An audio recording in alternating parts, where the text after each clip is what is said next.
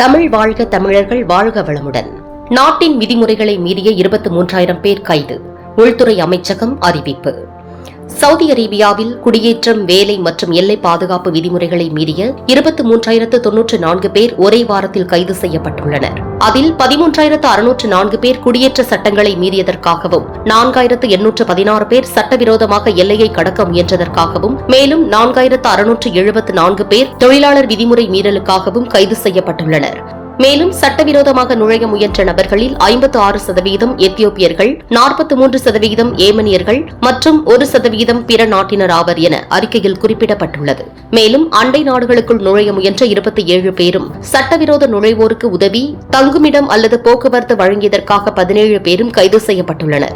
உள்துறை அமைச்சகம் குறிப்பிட்ட எச்சரிக்கையில் சட்டவிரோத நுழைவோருக்கு உதவி செய்தால் அதிகபட்சம் 15 ஆண்டுகள் சிறை தண்டனையும் 10 லட்சம் ரியால் அபராதமும் விதிக்கப்படும்.